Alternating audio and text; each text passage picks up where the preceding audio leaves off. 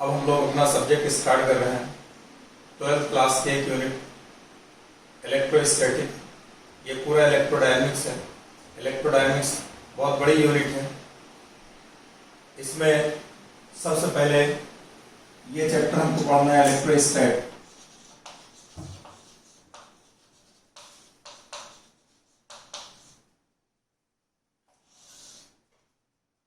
इलेक्ट्रोस्टैट इसमें एक चैप्टर आएगा electric field, electric potential, Gauss's theorem. इसके बाद दूसरा चैप्टर आएगा कैपेसिटेंस। यहां तक ये इलेक्ट्रोस्टैट है। इसका बाद अगला चैप्टर आएगा करंट इलेक्ट्रिसिटी, फिर मैग्नेटिज्म, फिर मैग्नेटिज्म के और part properties of magnetism, EMI, AC, EMW, यहां तक का ये पूरा इलेक्ट्रोडायनेमिक्स कहलाता है। और इलेक्ट्रोडायनेमिक्स में इसमें हमको टाइम लगेगा, अच्छा खासा टाइम लग जाएगा इतना कंप्लीट करने में। जैसे 11th में मैकेनिक्स एक बहुत बड़ी यूनिट है, वैसे ये एक बहुत बड़ी यूनिट है। इसमें अपने को वक्त लग सकता है, यहाँ तक जाने में 3 महीने लग सकते हैं, 4 महीने भी लग सकते हैं। इतना कंप्लीट करने में हमको और आपको वक्त लगेगा ये सिलेबस कंप्लीट करने में। और ये पूरा इलेक्ट्रोस्टैट से लेकर के और ईएमडब्ल्यू, एसी तक या ईएमआई तक पूरा ये जो बेस्ड है वो चार्ज पर बेस्ड है। चार्ज,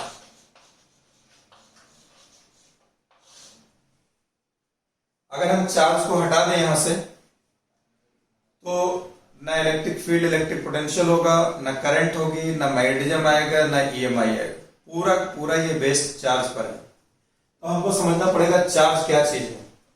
चार्ज एक जनरल टर्म है, हम नॉर्मल लाइफ में भी यूज करते हैं। नॉर्मल लाइफ में यूज करते हैं, किसी ने कोई गलती कर दिया तो उसके अगेंस्ट चार्ज लगा दिया जाता है। किसी ने कोई और काम कर दिया, गलत काम, उस पर चार्ज लगा दिया जाता है। तो चार्ज एक जनरल टर्म है, लेकिन हमको इस्तेमाल करना है यहाँ पर अपने इस चैप्टर में। तो पहले हमको चार्ज को समझना पड़ेगा, चार्ज है क्या। अब जैसे सपोज कर लिए, जैसे आप ट्रेन में सफर कर रहे हैं, टिकट नहीं लिए हैं, टीटी आएगा, चेक करेगा, आपके अगेंस्ट चार्ज लगा देगा। आपने क्लास में कोई गलती कर दिया, सपोज कर लो आपको पढ़ाई का मन नहीं है, क्लास में सारे बच्चे बैठे हैं, आज टीचर्स आ गया, टीचर आया पढ़ाने के लिए, आपको पढ़ने का मन नहीं है, आपने इस बोर्ड को तोड़ दिया। अब टीचर कैसे पढ़ाएगा? पूछेगा किसने तोड़ा, कोई कुछ नहीं बता रहा है। प्रिंसिपल को कंप्लेन करेगा, प्रिंसिपल साहब आएंगे, पूरी क्लास को खड़ा करेंगे या पूरी क्लास को सस्पेंड करेंगे। जब सस्पेंड करेंगे और कुछ चार्ज लगाएंगे कि हर बच्चे के ऊपर 2000 रुपीज का चार्ज है, 50 स्टूडेंट्स हैं, 2000 रुपीज का चार्ज लगेगा और आपकी 3 दिन क्लास नहीं होगी। तो अब तोड़ा किसी एक बच्चे ने है तो सारे बच्चे ये चार्ज क्यों झेले? फिर प्रिंसिपल साहब क्या काम करें? कोई एक बच्चा होगा जो नहीं बर्दाश्त कर पाएगा, या वो अपने मम्मी पापा से इतना डर रहा होगा कि आप पढ़ने गए हो, जाके इतनी डांट पड़ेगी, वो बता दिया कि हमने नहीं, हम लोगों ने नहीं, इन्होंने तोड़ा है। प्रिंसिपल साहब सारे बच्चों को बैठा करके इस बच्चे को खड़ा करेंगे, तुमने तोड़ा है। सारे बच्चे बोलेंगे हाँ सर, इन्होंने तोड़ा है। जैसे उस बच्चे को खड़ा करेंगे और उस बच्चे से बोलेंगे तुमने क्यों तोड़ा, तुमने ऐसा किया, वैसा किया, तुम्हारे अगेंस्ट चार्ज लगाया जाता है, तुम्हारे ऊपर 10,000 रुपीज का चार्ज लगाया जाएगा। 10,000 रुपीज का ये पनिशमेंट, और तुम 14 दिन के लिए टर्मिनेट, 14 दिन का वनवास, क्लास में नहीं आ सकते हो 14 दिन। जब आओगे अपने पेरेंट्स के साथ और 10,000 रुपीज चार्ज भरोगे तब आगे तुम्हें क्लास में परमिट किया जाएगा, अदरवाइज नहीं। जैसे वो बच्चा ये सुनेगा कि हमारे ऊपर 10,000 का चार्ज, सारे बच्चे बैठे हैं, वो बच्चा अकेला क्लास में खड़ा है, 10,000 रुपीज का चार्ज, और अपने पेरेंट्स के साथ तुम आओगे तभी क्लास का परमिशन मिलेगा, वरना आपको परमिशन क्लास से टर्मिनेट कर दिया जाएगा। अब बच्चा 12th में है, बोर्ड सामने है, जैसे वो ये फरमान सुनेगा, आप ये सोचिए उसके अंदर क्या होने लगा होगा। उसके अंदर की फीलिंग बदल जाएगी, उसके फेस पे रिएक्शन बदल जाएगा। तो जब अंदर से कुछ कुछ होने लगे, ये क्या कहलाता है? चार्ज। क्या कहलाता है? चार्ज। चार्ज का नाम सुनते हैं, उसके कुछ हुआ उसके अंदर, तो कुछ होने लगे तो charge. Charge is a property which create something. Charge क्या है? इसका जो जनरल डेफिनेशन है, चार्ज इज ए प्रॉपर्टी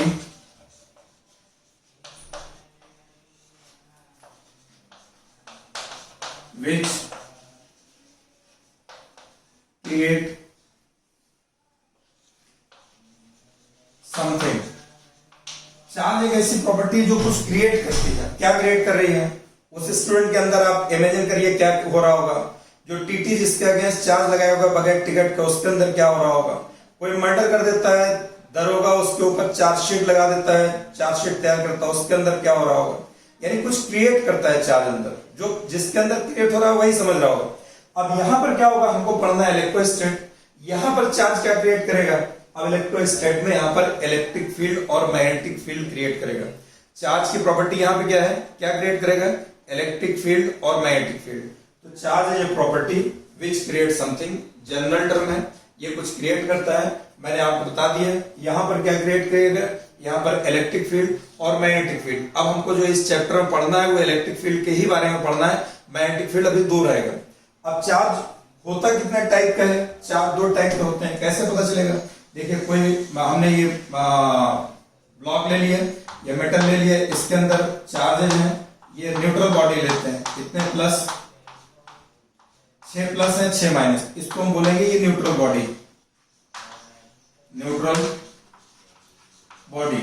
इसका मास m, इसमें कोई चार्ज नहीं है बिकॉज 6 पॉजिटिव दिख रहे हैं आपको, 6 नेगेटिव, तो न्यूट्रल बॉडी होगी, कोई चार्ज नहीं होगा। ये पॉजिटिव चार्ज जो होता है न्यूक्लियस में होता है। न्यूक्लियस के अंदर प्रोटॉन और न्यूट्रॉन होते हैं। न्यूट्रॉन न्यूट्रल होता है, प्रोटॉन पे पॉजिटिव चार्ज होता है, और न्यूक्लियस के अंदर प्रोटॉन न्यूट्रॉन होते हैं, इसलिए न्यूक्लियस हमारा पॉजिटिव चार्ज होता है। इनको ना हटाया जा सकता है, ना इनको निकाला जा सकता है, ना इसके अंदर कुछ और ऐड किया जा सकता है। ये इलेक्ट्रॉन जो निगेटिव चार्ज दिख रहा है, ये इस जो भी हमारा ये मेटल है, जो भी एलिमेंट है, इसके अराउंड ये इलेक्ट्रॉन फ्री होता है, ये ऑर्बिट में ये अपना रिवॉल्व करता रहता है। किसी बॉडी से हम इलेक्ट्रॉन विथड्रॉ कर सकते हैं, इलेक्ट्रॉन को ले जाकर उसके अंदर ऐड कर सकते हैं। सपोज के लिए कभी हमने इसको इस बॉडी में से, इसमें ये जितने पॉजिटिव चार्ज है ये इतने रहेंगे, प्लस इसमें हमने कुछ इलेक्ट्रॉन विथड्रॉ कर लिया, इलेक्ट्रॉन निकाल लिया। अब इलेक्ट्रॉन निकाल लेंगे, अब पहले के मुकाबले में चार्ज हमें पॉजिटिव चार्ज ज्यादा दिख रहा है, नेगेटिव चार्ज कम दिख रहा है, तो ये कैसी बॉडी कहलाएगी? पॉजिटिवली चार्ज बॉडी कहलाएगी, पॉजिटिवली चार्ज बॉडी। और इसमें इलेक्ट्रॉन कम हो गया, इलेक्ट्रॉन डिफिशिएंट बॉडी कहलाएगी, और electron deficient body, electron deficient body क्योंकि इसमें से हमने इलेक्ट्रॉन विथड्रॉ कर लिया, इलेक्ट्रॉन डिफिशिएंट बॉडी हो गई, पॉजिटिव चार्ज एक्सेस में आ गया। अब हम इलेक्ट्रॉन जब भी निकालेंगे, एक इलेक्ट्रॉन का चार्ज होता है 1.6 इंटू 10⁻19 कूलम, और एक इलेक्ट्रॉन का मास होता है 9.1, ये मास ऑफ इलेक्ट्रॉन जो होता है 9.1 इंटू 10⁻31 kg, बहुत कम होता है, बहुत कम, -31। अब यहां पर m मास था, लेकिन कुछ तो है ये मास, एक इलेक्ट्रॉन कुछ मास तो ही है, इसमें से हमने कुछ इलेक्ट्रॉन निकाल दिया, तो जितना मास था उसमें से ये मास कम हो जाएगा, m minus delta m, delta m मैंने लिख दिया इसलिए, इतना बहुत स्मॉल मास निकला होगा, लेकिन फिर भी मास कम हुआ है, ठीक है। इसी तरीके से अगर हम इसमें ये इलेक्ट्रॉन ने विड्रॉ कर लिए, इस बॉडी में अगर हम इलेक्ट्रॉन ला करके ऐड कर देते हैं, ये प्लस,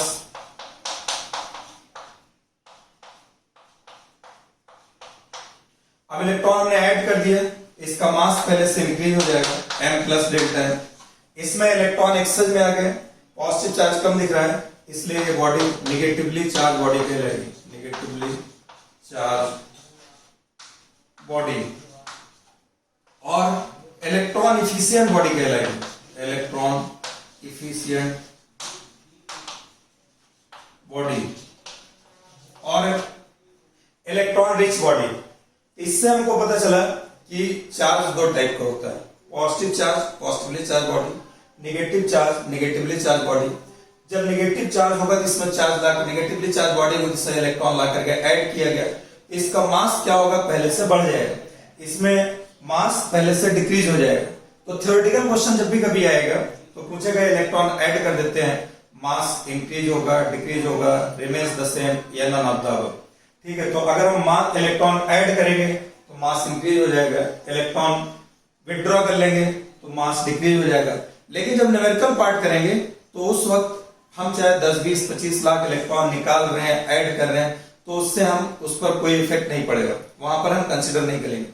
लेकिन थ्योरेटिकली अगर पूछेगा तो थ्योरेटिकली हमको ये लिख के देना पड़ेगा, इलेक्ट्रॉन ऐड कर रहे हैं तो मास इंक्रीज हो जाएगा, इलेक्ट्रॉन विड्रॉ कर रहे हैं मास डिक्रीज हो जाएगा।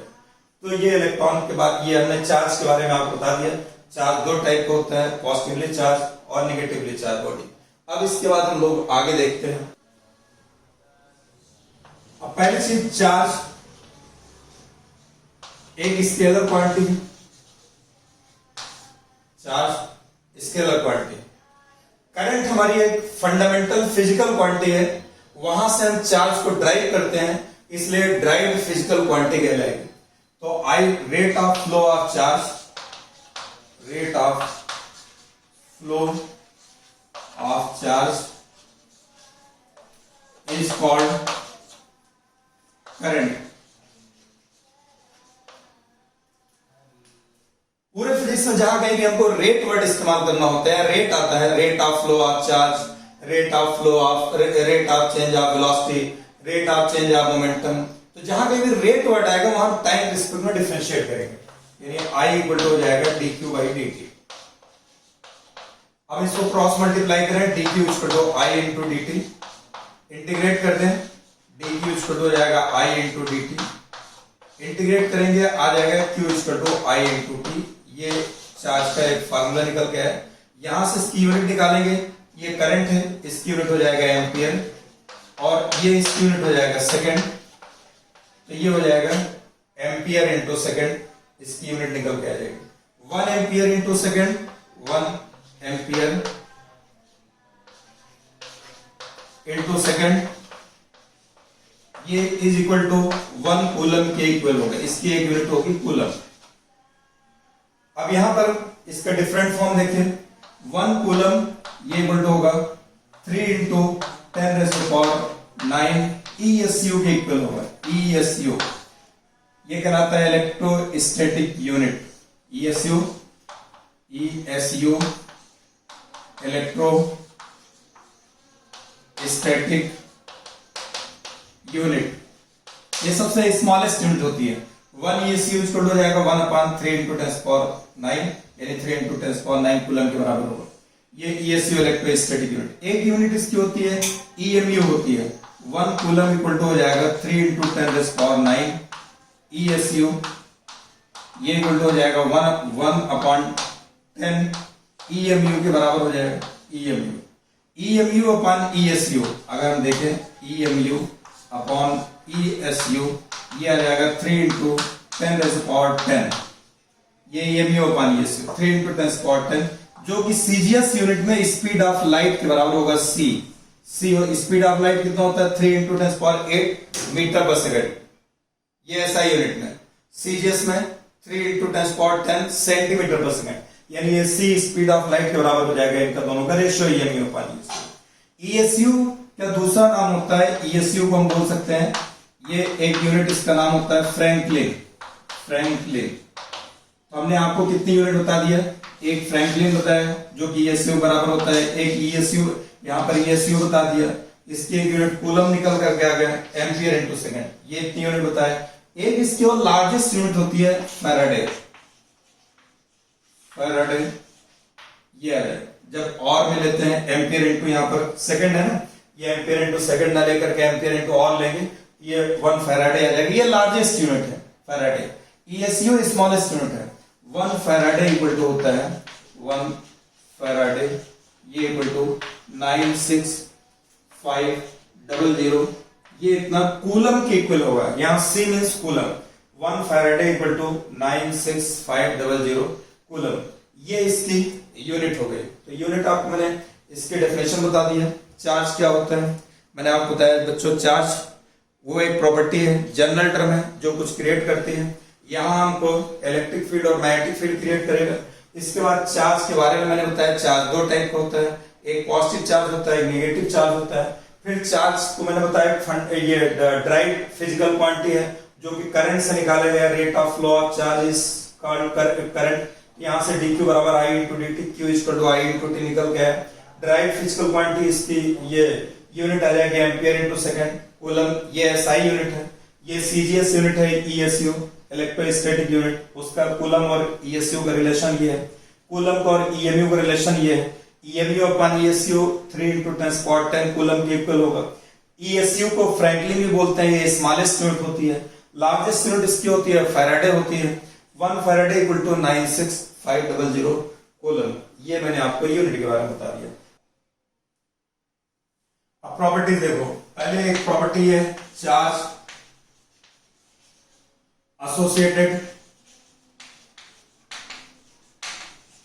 With mass, without mass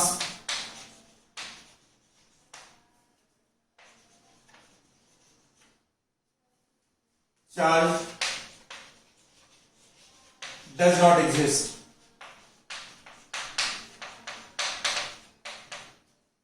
charge वही एग्जिस्ट करेगा जिस बॉडी पे मास होगा, जिसका मास नहीं होगा उस पर चार्ज एग्जिस्ट नहीं करेगा। फॉर एग्जाम्पल फोटॉन, न्यूट्रिनो,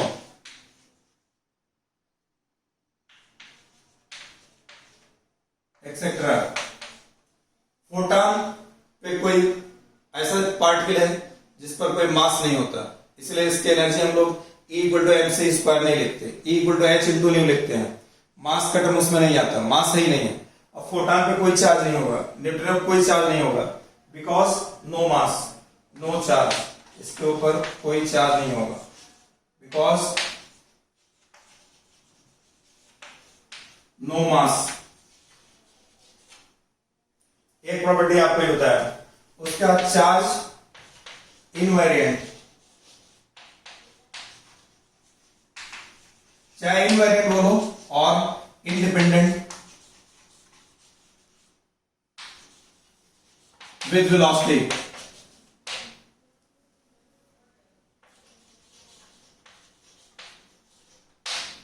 यानी अगर किसी बॉडी को कितनी भी स्पीड से ट्रेवल कराइए उसका चार्ज वेरी नहीं करेगा, इवन कि स्पीड ऑफ लाइट से ग्रेटर स्पीड पे ट्रेवल कराएंगे तब भी चार्ज उसका वेरी नहीं करेगा, इसलिए इसको इनवेरिएंट बोलते हैं, और इंडिपेंडेंट विद स्पीड और वेलोसिटी। मास के साथ ऐसा नहीं है, अगर मास किसी बॉडी को अगर लाइट की स्पीड से ग्रेटर स्पीड पे ट्रेवल कराया जाएगा तो उसका मास चेंज हो जाता है, ठीक है, m=m0/√1 - v²/c²। बट चार्ज के साथ ऐसा नहीं है, चार्ज इनवेरिएंट है। चार्ज क्वांटाइज्ड होगा, charge is quantized. Quantize means ये Q हो जाएगा ±n × ए। अभी मैंने थोड़ी देर पहले आपको बताया था चार्ज पॉजिटिव भी होता है नेगेटिव भी होता है, इसलिए इसमें प्लस आएगा माइनस आएगा। ये कैसे किस फॉर्म में रहेगा, जैसे 2e रहेगा, -3e रहेगा, +5e रहेगा, +5e और -8e, इस तरीके से रहेगा। चार्ज कभी इस फॉर्म में नहीं आएगा, 1/3e या -2/11e, फ्रैक्शन फॉर्म में नहीं रहेगा। अगर चार्ज फ्रैक्शन फॉर्म में हो जाएगा, इफ चार्ज, ये ऐसे कहीं कंसिडर नहीं किया जाएगा।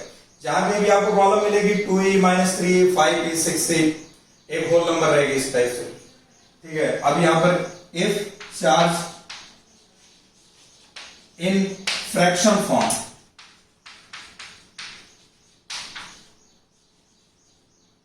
then it is called quark। क्या कहलाएगी, क्वार्क कहलाएगी। ये नई रिसर्च जो कि आपको बताया कि अगर चार्ज फ्रैक्शन फॉर्म में अगर 1/3 2/3, सिर्फ ये क्वार्क जानते रहिए, आपसे ऑब्जेक्टिव में पूछा जा सकता है कि अगर इस तरीके से होगा तो इसको क्या बोलेंगे। न्यूमेरिकल करते वक्त कहीं भी इस टाइप की जरूरत हमको नहीं पड़ेगी। एक प्रॉपर्टी मैंने आपको बताया Q =+−n × e, ये क्वांटाइज। अभी हमने आपको बताया था Q I × t बताया था इससे पहले, ठीक है, और यहाँ Q n × e, इनका एक गहरा रिलेशन है। कभी कभी आपको इस पर बेस्ड प्रॉब्लम मिल जाएगी, करंट पूछ लेगा n × e/t, तो इससे आप दोनों की हेल्प से दोनों को इक्वल करके जो कुछ निकालना हो, नंबर ऑफ इलेक्ट्रॉन्स निकालना हो, टाइम निकालना, जो ये आप कैलकुलेट कर सकते हैं। इसके बाद नेक्स्ट प्रॉपर्टी आएगी charge follow law of conservation, या चार्ज कंजर्व होता है, charge follow law of conservation, मैंने आपको बताया चार्ज इनवेरिएंट होता है, चार्ज क्वांटाइज होता है, चार्ज कंजर्व होता है। जैसे अगर सपोज के लिए कोई ये बॉडी, इसके ऊपर हमने गामा रेस ये डाल दिया, गामा रेस का चार्ज 0, मास भी 0, यहां से पेयर ऑफ प्रोडक्शन क्या निकल के आएगा, यहाँ पे प्रोडक्ट पेयर ऑफ प्रोडक्शन है +1 e निकल के आएगा, पॉजिट्रॉन इलेक्ट्रॉन निकल के, ये पॉजिट्रॉन निकल के आएगा +1 e को, और बीटा चार्ज पार्टिकल बोलते हैं, ठीक है, ये पॉजिट्रॉन कहलाएगा। यहाँ पर इलेक्ट्रॉन निकल के आएगा, ये बीटा चार्ज पार्टिकल हो गया, ये इलेक्ट्रॉन निकल के आएगा -1 e आएगा। अब यहाँ पर +1 e और -1 e दोनों का अगर एटॉमिक ये नंबर को अगर हम ऐड करते हैं तो यहाँ पर ये 0 आ जाएगा। एटॉमिक नंबर में क्या होता है, ये एटॉमिक नंबर होता है, इसमें number of electrons equal to number of protons, तो नंबर ऑफ इलेक्ट्रॉन्स क्यू बराबर है, यही हमारा चार्ज होता है। तो यहाँ पर जितना पहले ये 0 था, अगर हम इनको दोनों को ऐड करें अभी 0 है, बट यहाँ पर पेयर ऑफ प्रोडक्शन बोलते हैं, यहाँ पर एक पेयर निकला है, ये प्रोड्यूस हुआ +1 e और -1 e, लेकिन हम बैलेंस कराएंगे तो इधर भी 0 है, इधर भी 0 है, इसलिए कोई रिएक्शन जब भी हम बैलेंस कराते हैं तो एटॉमिक नंबर को बैलेंस करा देते हैं, क्योंकि चार्ज कंजर्व रहेगा, charge follow law of conservation. इसके बाद ट्रांसफर ऑफ चार्ज,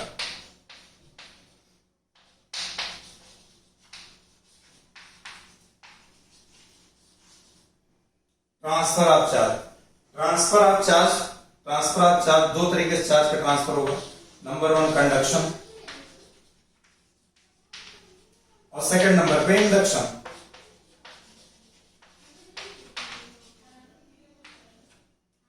कंडक्शन और इंडक्शन, कंडक्शन में जब दो बॉडीज फिजिकली टच में है और किसी कंडक्टिंग वायर से इनको टच में लाया है तो ये कहलाएगा कंडक्शन कहलाएगा, और इंडक्शन इसमें बॉडी टच में नहीं आएगी और चार्ज का ट्रांसफर होगा। अब देखो बेटा, पहले नंबर पे कंडक्शन,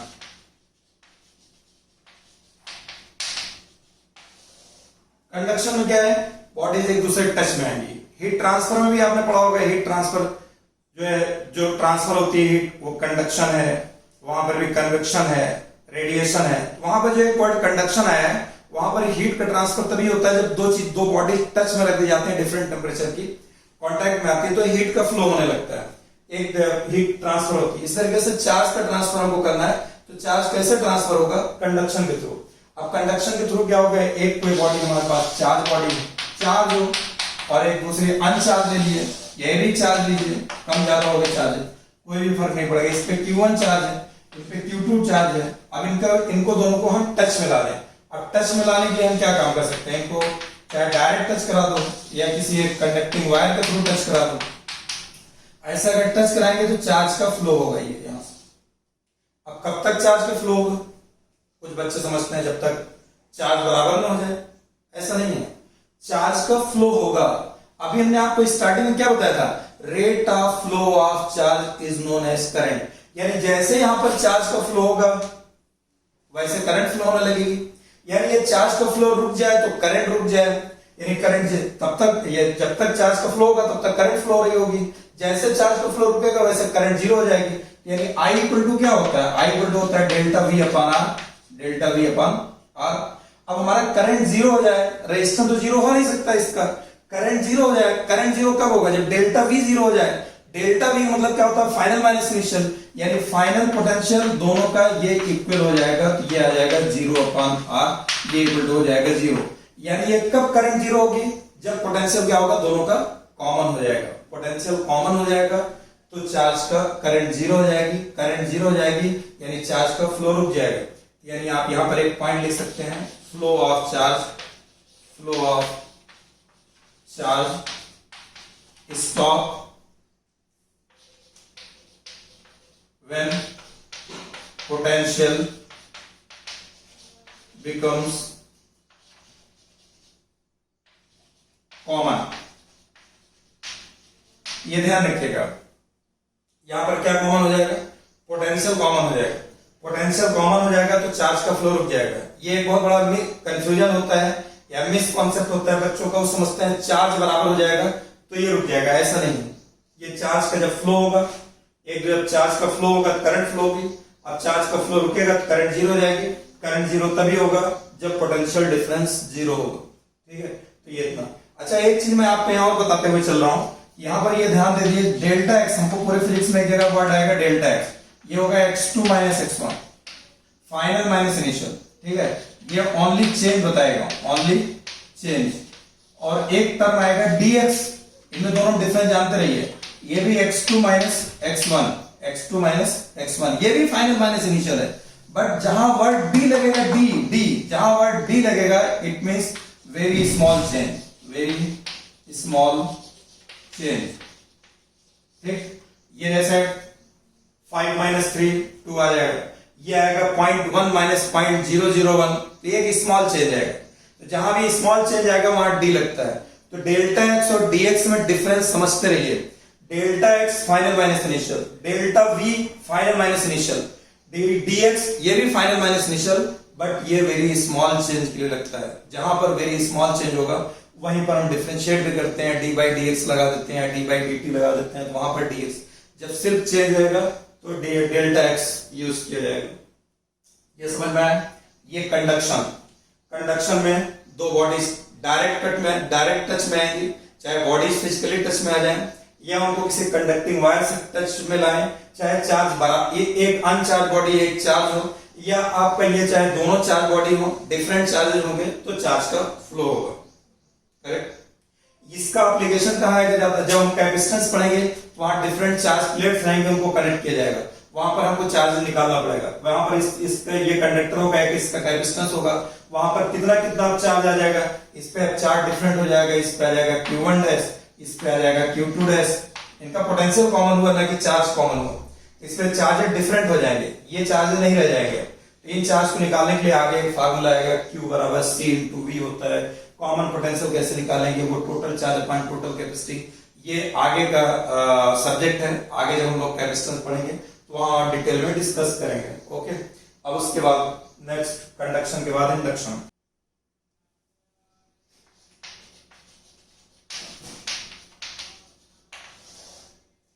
इंडक्शन में मैंने आपको बताया इसमें बॉडी डायरेक्ट टच में नहीं आएगी, कुछ डिस्टेंस पर होंगी, तब एक बॉडी दूसरे बॉडी को देख करके चार्ज हो जाती है, कुछ ना कुछ चार्ज आ जाएगा। अब चाहे अपने रियल लाइफ में आप ले लीजिए, हम मान लीजिए अब कोई सपोज करिए कोई बच्चा है, ये देखिए क्लास में डिफरेंट बच्चे बैठे हैं, अब मान लो ये जो टी शर्ट पहने हुए इनकी टी शर्ट बहुत अच्छी है, बहुत रेड और ग्रीन में दिख रही है, ये बगल वाला बच्चा देखा इनकी टी शर्ट थोड़ा हल्की दिख रही, इन्होंने देखा इनको इनकी टी शर्ट इतनी अच्छी है, अच्छा कल हम भी एक टी शर्ट खरीद के लाते हैं, ये इनको देख करके चार्ज हो गए, इंडक्शन का इफेक्ट आ गया। टच में नहीं है, डिस्टेंस है, लेकिन डिस्टेंस बहुत ज्यादा नहीं होनी चाहिए, डिस्टेंस शॉर्ट रहेगा तभी इंडक्शन का इफेक्ट भी आएगा, लार्ज डिस्टेंस कर देंगे तो इंडक्शन का इफेक्ट नहीं आएगा, क्यों, दिखेगा नहीं है, जब दिखेगा नहीं तो इनके दिल में ख्यालात कैसे आएंगे। इसी तरीके से आपने मान लिया मोबाइल लिया, ये मोबाइल सादा मोबाइल लेकर के आए, या बगल वाला बच्चा जो है ये इसके पास बहुत अच्छा मोबाइल है, अब ये देखा यार मेरे पास तो सादा है, मेरे पापा ने दिया, अब मैं इसके बाद इनसे अच्छा मोबाइल लेकर के आऊंगा, एंड्रॉइड है, ये इंड्यूस्ड हो गया। दूसरा एग्जाम्पल लीजिए, जैसे क्लास में एक रूम में दो बच्चे रह रहे हैं, हॉस्टल में आप रह रहे हैं, एक रूम में दो बच्चे हैं, एक बच्चा बहुत पढ़ाई कर रहा है और एक बच्चा बिल्कुल पढ़ाई नहीं कर रहा है। क्यों नहीं पढ़ाई कर रहा है, कह रहा है 4 दिन की जिंदगी है, ऐश कर लो यार, इतनी मेहनत करने से क्या फायदा। दूसरे वाले बच्चे की समझ में है कि हाँ यार बात तो बच्चा सही कर रहा है, जिंदगी तो 4 ही दिन की है, ऐश करो, मस्ती करो, लाइफ खत्म और एंजॉय करो, लाइफ में है क्या। ये इंड्यूस हो गया, इसने पढ़ाई बंद करके उसको देख करके ये भी वही काम शुरू कर दिए, इसको बोलते हैं इंडक्शन का इफेक्ट। इसका रिवर्स सोचिए, उल्टा भी हो सकता है, अगर मान लीजिए रूम में दोनों बच्चे, एक बच्चा बहुत पढ़ाई कर रहा है, ये तो मस्ती कर रहा था, घूम रहा है, इसने सोचा यार इनके माँ बाप ने इनको भेजा यहाँ पर नांदेड़ में कोचिंग के लिए, जो है कि आप जाइए यहाँ पर कोचिंग करिए, ये बच्चा तो जो है इतना मेहनत कर रहा, मैं तो अपने माँ बाप का पैसा खराब कर रहा हूँ, घूम रहा हूँ, टहल रहा हूँ, ये देख करके ये इंड्यूस हो गया, इसके ऊपर इसका इफेक्ट आ जाएगा। इसने पढ़ाई शुरू कर दिया कि 6 घंटा पढ़ता है, मैं तो 8 घंटे पढ़ाई करूंगा, इसको बोलते हैं इंडक्शन का इफेक्ट। लेकिन ये तभी पॉसिबल होगा जब डिस्टेंस कम होगी, या बीच में कोई आपने ऐसा इंसुलेटर लगा दिया, मान लिया ये रूम है, रूम में दीवार लग गई, ऐसी दीवार है जो ट्रांसपेरेंट नहीं है, उस तरफ है तो दिखेगा भी नहीं, तो ये अंदर सो रहा है, पढ़ रहा है, क्या कर रहा है, दूसरे के ऊपर इफेक्ट नहीं आया। या तो इंडक्शन, ये जो डायरेक्ट्रिक लगेगा इतना तगड़ा नहीं होना चाहिए, डायरेक्ट्रिक बहुत कम होना चाहिए। इस तरीके से जो है आज जब डिस्टेंस कम होती है तो इंड्यूस हो जाता है। इसी तरीके से चार्ज भी जो है इंड्यूस हो जाता है, इंड्यूस होकर के इसमें जैसे ये इसमें अपोजिट नेचर का आएगा, जनरली इक्वल या उससे कम आएगा चार्ज। जो चार्ज इंड्यूस होगा, एक तो चार्ज है जिस बॉडी पे इंड्यूस होगा उस पे चार्ज जितना है उसके इक्वल, अपोजिट या उससे लेस आएगा, ग्रेटर नहीं आ सकता। ठीक है, तो अब यहां पर देखिए इसका एक तो मैं फार्मूला लिख दे रहा हूं, अभी आप पूछिएगा मत कैसे आया, अभी आप देख लीजिए, आगे जरूरत पड़ेगी। ये क्यू डैश, ये इंड्यूस चार्ज हो गया, ये माइनस क्यू, 1 माइनस 1 अपान के। ये के भी क्या चीज है आगे भी बताएंगे 2 लेक्चर के बाद। ये के डाइलेक्ट्रिक कांस्टेंट कहलाता है, ये रिलेटिव परमिटिविटी कहलाएगा। अभी आप बस यहां जानते रहिए इसको सिर्फ। और ये इंड्यूस चार्ज है जो एक दूसरे बॉडी पे इंड्यूस होकर के आएगा, इंडक्शन का इफेक्ट। या इसको और थोड़ा एडवांस समझिए, लेकिन आगे समझिएगा, अभी सिर्फ लिख लीजिए। इसको ऐसे भी लिखते हैं, सिग्मा डैश को हो जाएगा माइनस सिग्मा 1 माइनस 1 अपान के। सिग्मा के बारे में मैं भी आगे बता रहा हूं, ठीक है, अभी सिर्फ नोट कर लिए, आगे समझ में आ जाएगा आपको। ये दोनों एक रिलेट है एक दूसरे से, इसलिए ऐसे लिख दिया। ठीक, सरफेस चार्ज डेंसिटी कहलाती, आगे आएगा ये सिग्मा डैश निकल के आगे। तो मैं आपको समझा रहा था इंडक्शन का इफेक्ट कैसे आएगा। इंडक्शन का इफेक्ट ये, जैसे कोई बॉडी इस पे प्लस प्लस चार्ज रखा गया, अब यहाँ पर एक कोई बॉडी है, ये अनचार्ज बॉडी, ठीक है, ये अनचार्ज बॉडी, अनचार्ज बॉडी। अब इसके ऊपर इंडक्शन का इफेक्ट क्या आएगा, इक्वल एंड अपोजिट आएगा। इस पे क्यू चार्ज है, यहाँ पर क्या होगा, ये ऐसे बॉडी है, ये इधर। अब यहाँ पर इंडक्शन का इफेक्ट लीजिएगा तो इस पे इंडक्शन का इफेक्ट, ये प्लस है तो इस पे माइनस माइनस आ जाएगा, प्लस माइनस। यहाँ पे क्यू है, यहाँ पे माइनस क्यू आ जाएगा। ठीक, ये इंडक्शन का इफेक्ट आया। तो इंडक्शन में जो है चार्ज इक्वल आएगा, अपोजिट आएगा। अगर मान लो यहाँ पर माइनस चार्ज रख दिया, ऐसा भी हो सकता है इस पे माइनस माइनस चार्ज रख दिया जाए। इसके सामने कोई अनचार्ज बॉडी ऐसे रख दे यहाँ पर, तो अब इस पे जो ये अनचार्ज बॉडी चार्ज 0 है, इस पे माइनस चार्ज क्यू। अब यहाँ पर क्या होगा, ये ऐसे जो बॉडी है, ये यहाँ पर जो चार्ज आएगा इस पे पॉजिटिव चार्ज आएगा, अपोजिट चार्ज आएगा, अपोजिट नेचर का, इसलिए यहाँ पर माइनस ये साइन आ रहा है। अगर पॉजिटिव होगा तो अपने आप ये नेगेटिव आ जाएगा, जैसे पॉजिटिव है यहाँ नेगेटिव आएगा। अगर ये नेगेटिव होगा, नेगेटिव जैसे यहाँ नेगेटिव है तो वहां पॉजिटिव आ रहा है, ये नेगेटिव चार्ज जब यहाँ रखोगे, ये नेगेटिव नेगेटिव पॉजिटिव हो जाएगा, तो आपको फार्मूला भी पॉजिटिव चार्ज दे देगा। के डाइलेक्ट्रिक कांस्टेंट है, मेटल के लिए के की वैल्यू इनफाइनाइट होती है, और 1 अपान इनफाइनाइट, मेटल के लिए के की वैल्यू इनफाइनाइट होती है, मेटल के लिए। अभी आगे आएगा, फिलहाल यहाँ समझ लो के क्या होगा, इनफाइनाइट। तो अगर एक मेटेलिक कंडक्टर ये है, एक मेटेलिक ये है, इस पे चार्ज इक्वल एंड अपोजिट आएगा, क्योंकि यहाँ इनफाइनाइट रखोगे तो 1 अपान इनफाइनाइट 0 होता है, तो 1 माइनस 0 1 ही आएगा। क्यू डैश कितना हो जाएगा, माइनस क्यू आएगा, इसलिए मेटल में इतना आएगा माइनस क्यू। मेटल के ही केस में चार्ज इक्वल एंड अपोजिट आएगा। बाकी और कोई भी केस होगा जहां डाइलेक्ट्रिक आ जाएगा तो 1 में से इतना माइनस हो जाएगा। जब 1 में से इतना माइनस हो जाएगा, चार्ज पहले से कम हो जाएगा। इसलिए मैंने आपको स्टार्टिंग में क्या बोला, चार्ज या इक्वल आएगा मेटल केस में, या उससे लेस आएगा, ग्रेटर नहीं आ सकता इंडक्शन में, इंडक्शन में ग्रेटर आएगा। ठीक है, अब देखिए एक दूसरा एग्जांपल लेते हैं। अब देखिए जैसे हमने ये चार्ज, ये एग्जांपल ले रहा हूं यहां पर, ये कोई स्फेरिकल बॉडी ले लिया, हॉलो स्फीयर, यहां चार्ज है। अब इसमें होगा क्या, अब यहां पर ये चार्ज है,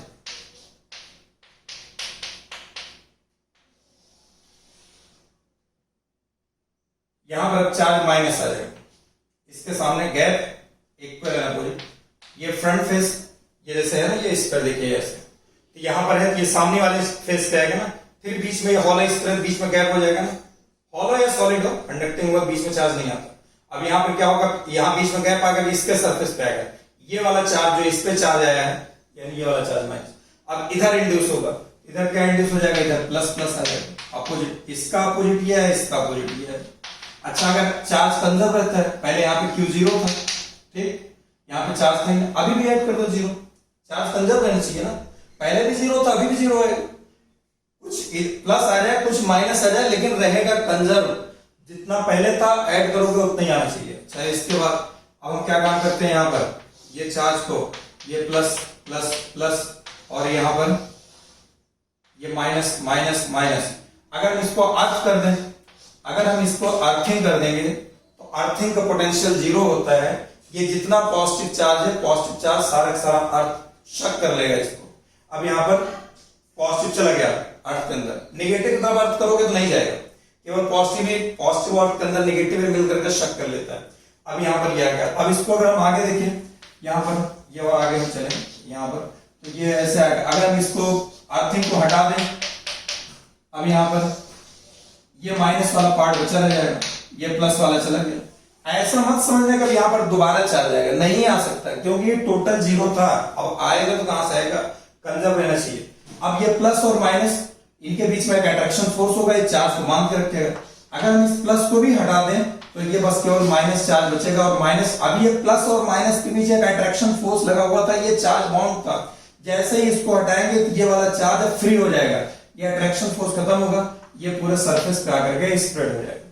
समझ में आई बात? इस तरीके से चार्ज का ट्रांसफर होता है, ये कंडक्शन और इंडक्शन। आगे देखिए, अब अगर चार्ज, एक प्रॉपर्टी होगा, अगर सिर्फ चार्ज ऐसे यहाँ पर ओनली चार्ज और ये मूव नहीं कर रहा है, यानी इसकी वेलोसिटी जीरो है, रेस्ट पर, ठीक है।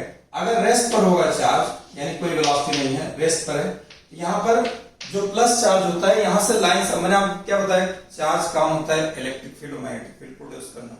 मैग्नेटिक फील्ड तो तब आएगा जब चार्ज मूव करेगा। यहाँ पर चार्ज अगर रेस्ट पे है, हम इलेक्ट्रोस्टैटिक पढ़ रहे हैं, आगे हमको चार्ज जगह रेस्ट पे ही रखना है, चाहे वो इलेक्ट्रिक फील्ड होगा, इलेक्ट्रिक पोटेंशियल होगा, कैपेसिटेंस होगा, कुछ भी होगा, हमारा चार्ज रेस्ट पे रहेगा, ठीक है। हम इलेक्ट्रोस्टैटिक पढ़ रहे हैं, जिसमें चार्ज स्टैटिक पोजीशन पे ही रहेगा। तो यहाँ से ये लाइंस ऑफ फोर्सेज, कन्वेंशन है, प्लस चार्ज है, बाहर करंट निकल के जाएंगे, यहाँ पर इलेक्ट्रिक फील्ड जीरो नहीं होगा। ई फॉर इलेक्ट्रिक फील्ड आगे आएगा, डिटेल में हम लोग पढ़ेंगे, अभी फिलहाल इतना जान लीजिए कि इलेक्ट्रिक फील्ड।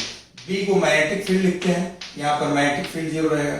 ई से एनर्जी, यहाँ पर एनर्जी भी इसकी जीरो रहेगी, तो चार्ज मूव नहीं कर रहा है, ठीक है। अगर चार्ज मान लो हम मूव करा देते हैं, ये प्लस क्यू चार्ज है, इसको मूव कराने का दो तरीके हैं, एक कांस्टेंट वेलोसिटी से आप मूव कराइए, या वेरिएबल वेलोसिटी से, यानी एक्सेलरेटेड करिए उसको। वेलोसिटी वेरी करेगी तो क्या होता है, acceleration, rate of change of velocity, acceleration, तो एक्सेलरेटेड हो। फिलहाल हम यहाँ पर कांस्टेंट लेके चल रहे हैं, वेलोसिटी कांस्टेंट रहेगी तो डेल्टा भी जीरो, यानी एक्सेलरेशन नहीं है। अब यहाँ पर अगर ये चार्ज चाहे चले चाहे रुका रहे, ये इलेक्ट्रिक लाइंस ऑफ फोर्स यहाँ पर इसकी जीरो नहीं हो सकती, ये इलेक्ट्रिक फील्ड जीरो नहीं होगा। जब चार्ज मूव करेगा, जैसे चार्ज फ्लो में आएगा, मैंने आपको अभी स्टार्टिंग बता दिया, rate of flow of charge known as current, current आ जाएगी। जहां करंट जिस कंडक्टर में कहीं भी फ्लो होती है, उसके अराउंड कोरेस्टेड का एक्सपेरेंट है, मैग्नेटिक फील्ड आ जाता है। इसका मतलब यहाँ पर मैग्नेटिक फील्ड आ जाएगा, यानी magnetic field does not equal to zero.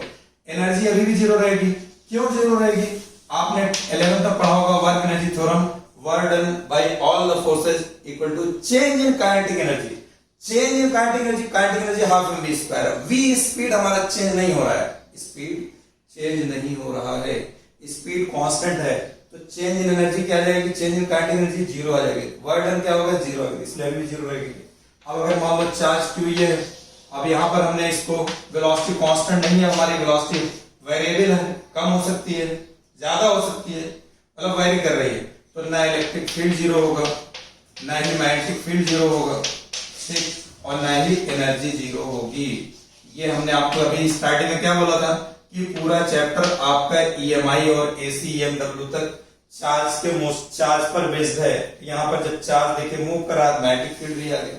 अगर चार्ज होगा ही नहीं, ना तो आप इलेक्ट्रिक फील्ड पढ़ पाएंगे, ना कैपेसिटेंस पढ़ पाएंगे, ना करंट इलेक्ट्रिसिटी पढ़ पाओगे, ना मैग्नेटिक फील्ड। इसलिए चार्ज को समझना जरूरी है, और आपको भी चार्ज होना जरूरी है, आप भी चार्ज रहिएगा, तभी ये पूरा चलेगा अच्छे से, ठीक है। ये आ गया आपका। अब इसके बाद जो है नेक्स्ट प्रॉपर्टी इसकी देखिए, एक प्रॉपर्टी ये बता दिए, अच्छे से नोट्स बनाइए इसका, और अच्छे से नोट्स बनाने के बाद इसको रिवाइज करिए फौरन।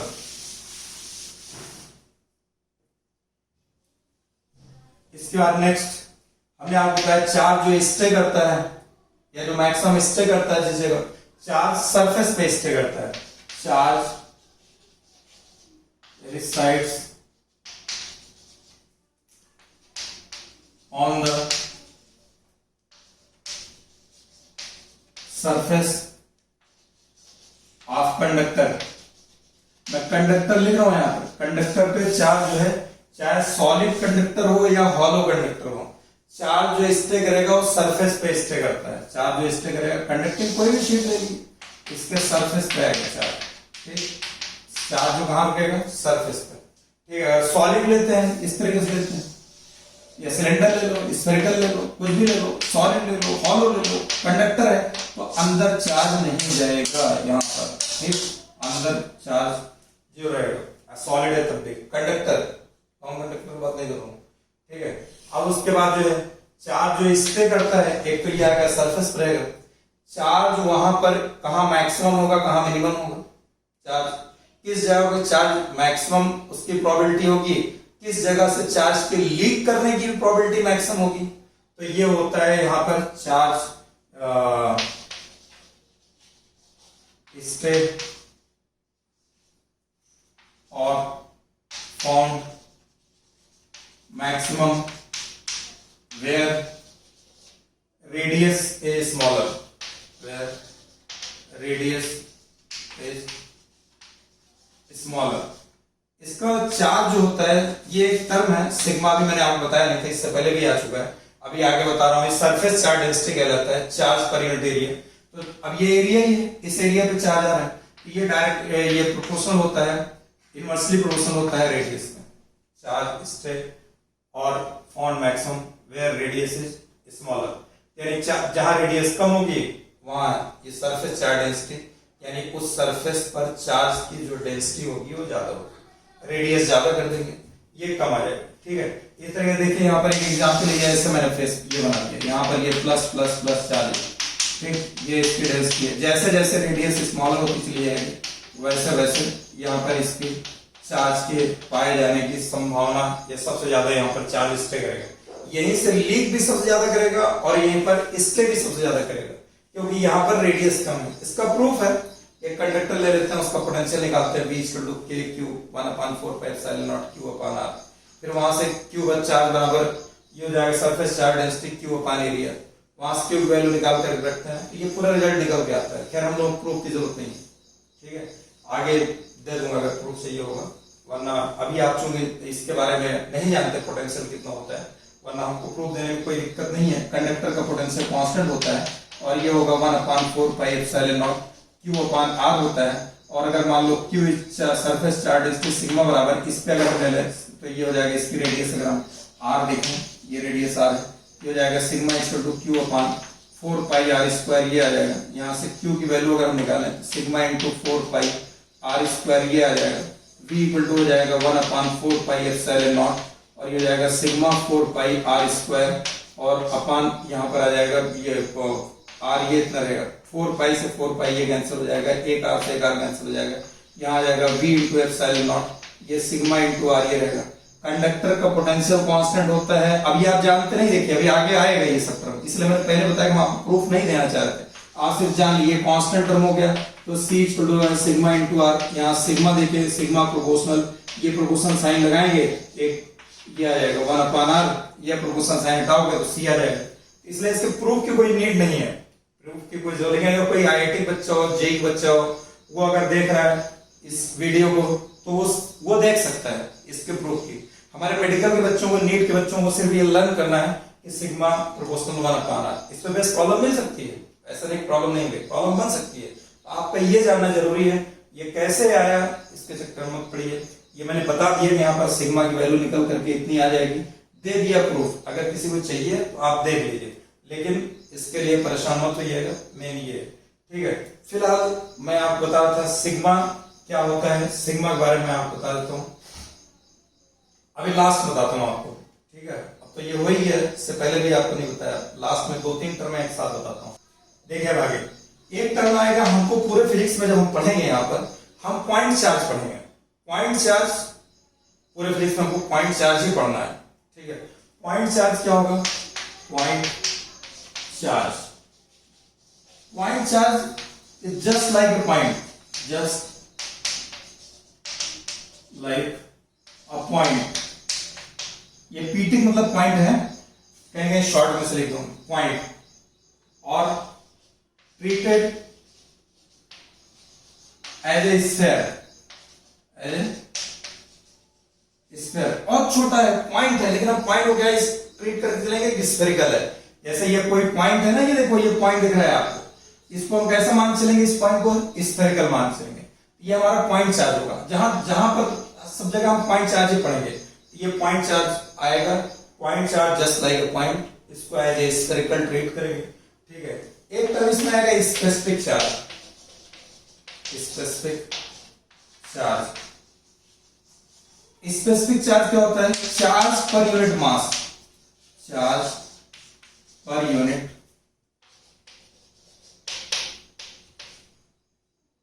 मास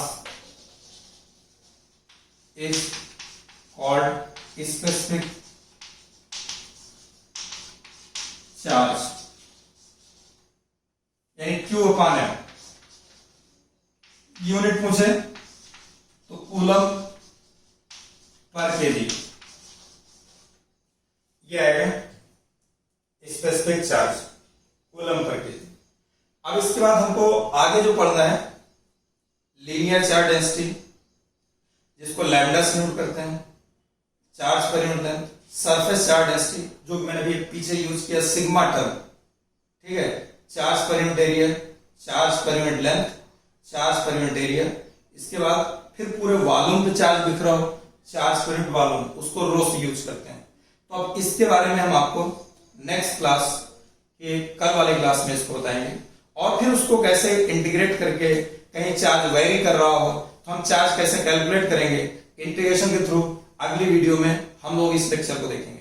तो बेटा आज जो मैंने ये पढ़ाया ये तुमको समझ में आया, इसको अच्छे से समझो, वीडियो पॉज कर करके इसका एक नोट्स बनाओ, पूरा नोट्स बनाना है। ये मत सोचना कि ये हमारे खाली मोबाइल में है और कभी ये मान लो कभी फाइल करप्ट हो गई कुछ हो जाएगा तो आपको दिक्कत हो जाएगी। एक मैनुअल अपना बनाओ, जब इसको आप पेन से लिखना शुरू करोगे, हाथ से लिखोगे, देखोगे, सोचोगे तो तुमको और चीजें दिमाग में बैठती चली जाएंगी। जैसा कि कल भी हमने आपको, तो इससे पहले वाले हमने इंट्रो वाले लेक्चर बताया था, आप जब भी देखेंगे 25 मिनट पूरे वीडियो को देखिए अच्छे से, फिर दिमाग को रेस्ट दीजिए 5 मिनट का, फिर उसके बाद देखिए, फिर उसके बाद मैंने आपको सेकंड थिंग क्या बताया था, नोट्स बनाइए, नोट्स बन जाए, फिर उसके बाद उसका समरी अपने जहन में रखिए, और रखने के बाद जो है हो सके तो मैंने आपको बताया था इसको कंफर्म किया आपका तैयार हो जाए, किसी को बता दीजिए, मम्मी को, पापा को, दोस्त को, किसी को सुना दीजिए, तो ये आपका कंफर्म हो जाएगा। इस तरीके से आप तैयारी शुरू करिए, आपको धीरे धीरे करके इस चैप्टर में इलेक्ट्रोस्टैट में कॉन्फिडेंस आना चालू होगा। आज की पहली वीडियो है, इसी तरीके से धीरे धीरे आप टाइम फिक्स करो, 1-1.5-2 घंटे आप अपना फिजिक्स पे डेली, सुबह शाम, सुबह 1 घंटे, शाम को 1 घंटे, क्योंकि स्क्रीन पे देखेंगे, हम बिल्कुल नहीं बोलेंगे आप 2 घंटे बैठिए पढ़ाई के लिए, पहले मैं बोलता था ऑफलाइन में, लेकिन आप इसको लेके बैठिए 1 घंटा मॉर्निंग, 1 घंटे इवनिंग, इतना रेगुलर टाइम दीजिए फिजिक्स को, तो देखिए दिन पे दिन आपकी फिजिक्स कैसे अच्छी होती चली जाएगी, कॉन्फिडेंस आ जाएगा, और जो डर है आपका निकल जाएगा, और आपको ये नहीं लगेगा हमारा फिजिक्स की वजह से सिलेक्शन रुक जाएगा।